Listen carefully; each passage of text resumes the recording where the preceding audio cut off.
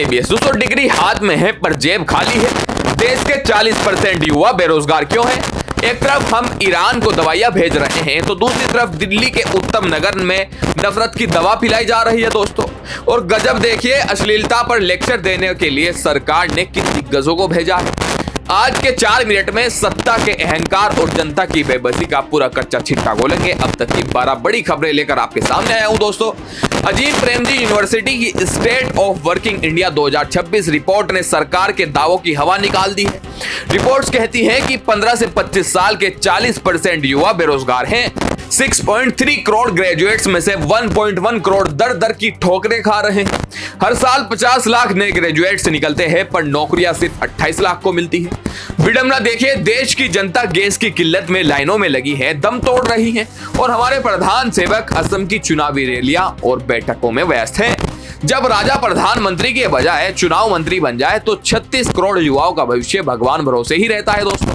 दिल्ली का उत्तम नगर इस वक्त बारूद के ढेर पर है। प्रशासन कह रहा है कि शांति है, पर यह कैसी शांति है जहां सरेआम मुसलमानों के कत्लेआम के नारे लग रहे हैं दोस्तों। एक हिंदूवादी खुलेआम मुस्लिम महिलाओं के बुर्के उतारकर उन्हें पीटने की धमकी दे रहा है। आपकी होली थी, आप घर में सेलिब्रेट करिए ना, सड़कों पर क्यों निकल रहे हैं? और रमजान के महीने इनके जुम्मे के टाइम पे जो इनके जुम्मे होते हैं हम रोकते हैं क्या इनको? इनकी माँ की नकेल से कस के बुरखे उतार कर इन्हें पीटा जाएगा। ललित शर्मा जैसे लोग ईद के दिन खून की होली खेलने का ऐलान कर रहे हैं और अब मैं आपके सामने वो स्क्रीनशॉट शेयर करूंगा जिसके बाद एक नैरेटिव चलाया जा रहा है। इन स्क्रीनशॉट्स को देखिए, ललित शर्मा के उस बयान को लेकर ये एक नैरेटिव पूरा फैलाया जा रहा है। बिहार में माधवलाल कश्यप नाम का शख्स पैगंबर मोहम्मद साहब पर अभद्र टिप्पणी कर रहा है और कुरान जलाने की बात कर रहा है कि हर चौराहे पे कुरान जलने वाला है और उतने से भी संतुष्टि नहीं होगी तो अब रावण नहीं जलेगा, अब मोहम्मद अली और अबू बकर जलेगा। पुलिस FIR तो कर रही है पर सवाल यह है कि इन नफरती चिंटुओं को इतनी हिम्मत कहां से मिल रही है? क्या नफरत फैलाना अब अभिव्यक्ति की आजादी बन गया है दोस्तों? पाखंड का आलम देखिए, सरकार ने नोरा फतेही के गाने में अश्लीलता पर लेक्चर देने के लिए रवि किशन और कंगना रनौत को भेजा है। वही कलाकार जिनकी अपनी फिल्मों और गानों का इतिहास शालीनता के लिए तो बिल्कुल नहीं जाना जाता है दोस्तों। इसे कहते हैं सो चूहे खाकर बिल्ली हज को चली। उधर न्यूज चैनलों पर प्रोपेगेंडा का स्तर देखिए। लाइव शो में एक लड़की कहती है कि कांग्रेस के राज में माता पिता कॉलेज भेजने से डरते थे।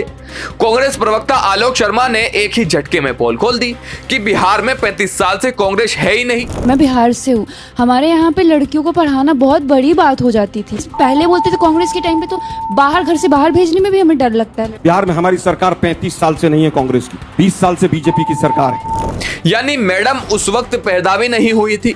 साफ है कि स्क्रिप्ट कहीं और लिखी जा रही है।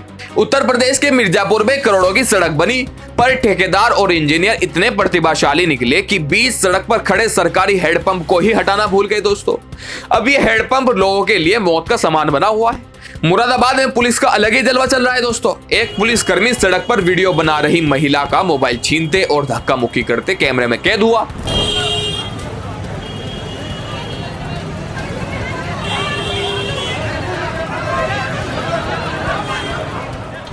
जब रक्षक ही भक्षक बनने लगे और इंजीनियरों की आंखों पर पट्टी बंधी रहे तो विकास सिर्फ कागजों पर ही चमकता है दोस्तों।